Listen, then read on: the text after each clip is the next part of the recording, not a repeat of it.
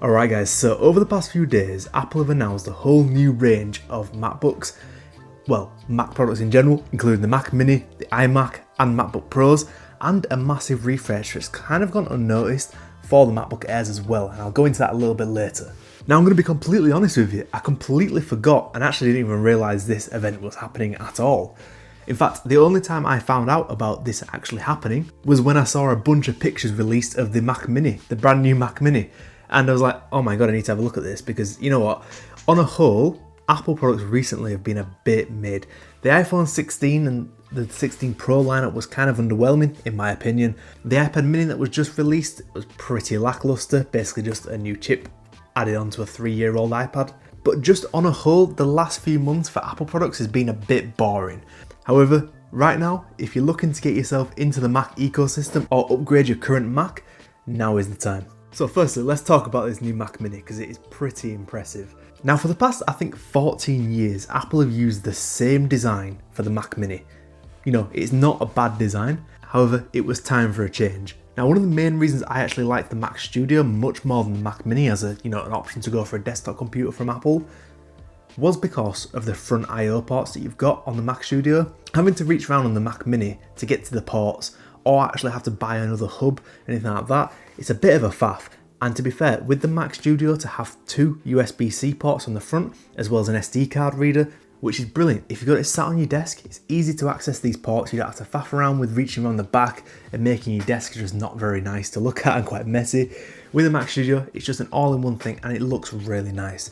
Now, I think Apple have learnt from that and they've redesigned the Mac Mini in a really good way. Now, with the Mac Mini, we've got front I/O ports. This is amazing.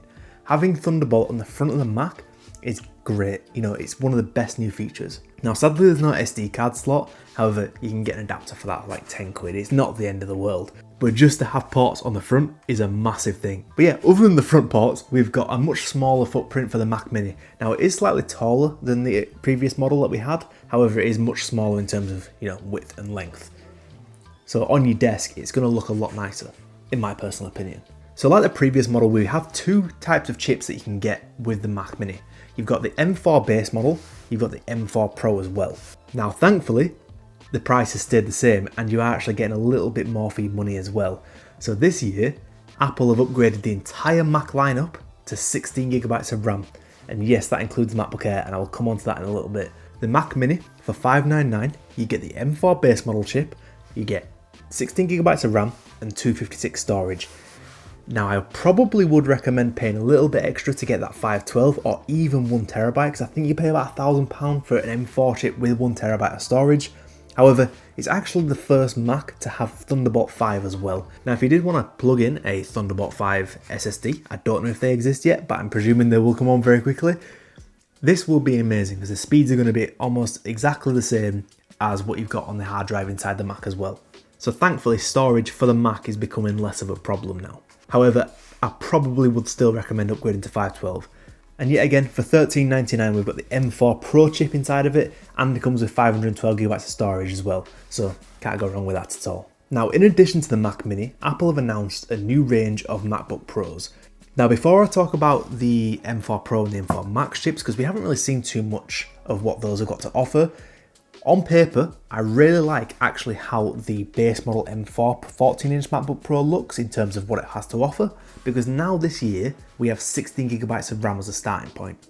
So if you want to get a 14-inch MacBook Pro, it's going to come with the M4 chip, it's going to come with 16GB of RAM and 512 storage, and you're getting the incredible display that comes with the more expensive MacBook Pros, you're getting all the ports that are available on a MacBook Pro. Everything physically looks the same as the more expensive models, however it's just stripped down the Pro and the Max chips just down to the base M4 chip, but by the looks of it, it's going to be a very powerful processor. And because of the 16GB of RAM as well, this model is going to be super tempting for a lot of people. Now the M4 Pro model does now start with 24GB of RAM. That's crazy. To say we start with the M1 with 16GB of RAM, then with the M3 Pros lineup it went to 18, now we're on 24. It's nice to see Apple slowly bumping up a little bit. Now a base model with the M4 Pro chip still only comes with 512 storage. If I can recommend anything to anyone buying a high-end MacBook Pro like this, do yourself a favour and pay that extra now for some more storage, even if it means you have to save a little bit more, because don't make the mistake that I did when I had a MacBook Pro before. I'm now on PC because storage was a massive problem for me, but when I had a MacBook Pro, I absolutely loved it to bits. However, the storage was a massive problem. 512GB of storage on a MacBook Pro, when you're video editing or you're doing anything creative or anything that takes up a lot of storage, it'll be a massive struggle, and it's just not a headache you want to have. So do yourself a favour, even if you just go for the 1TB model, that's enough to get you by for a few projects and you can back everything up on external SSDs. However, 512GB is just far too small. So please, for anyone buying a MacBook Pro, one of the high-end models that are going to be using it for high-end tasks and a lot of projects, pay a little bit extra. I say a little bit, £200 is a lot of money, but relatively it's a little bit extra. Get that extra storage. You'll be grateful later. Now, one of the most underrated new additions to the MacBook lineup. Now, I could be wrong, but I think this part was silently added to the Apple website without any sort of announcement. Let me know if I'm wrong about that, because I did watch it briefly through the event. But the MacBook Air lineup has now not been refreshed to M4, but the existing M2 and M3 models that are still being sold have now been upgraded to 16GB of RAM. Therefore, any model that had 8GB of RAM beforehand has been discontinued. So the new MacBook Airs, well, I say the new MacBook Airs, they're still the same M2 and M3, however, they all start at 16GB of RAM now. They still come with 256GB of storage, so it's still kind of bit small. However, to say you're paying $999 now for an M2 MacBook Air with 16GB of RAM, it makes that M2 model so much more future-proof. And as well as that, they've also announced the new iMac with the M4 chip. It's not quite as exciting of an upgrade compared to like the Mac Mini, however, it's a nice little upgrade because it now comes with 16GB of RAM like every other Mac does, and it's at the same price with the M4 chip. And as well as that, there's quite a few nice colours available this year as well. I do remember when the original M1 came out and that only had like it said pink, I'm pretty sure, but realistically it was like a red. I know a lot of people will like that new pink colour, but there's also loads of different shades of blue, purple, you know, orange as well, yellow and green. And there's also just silver as well if you want that classic silver for your setup as well.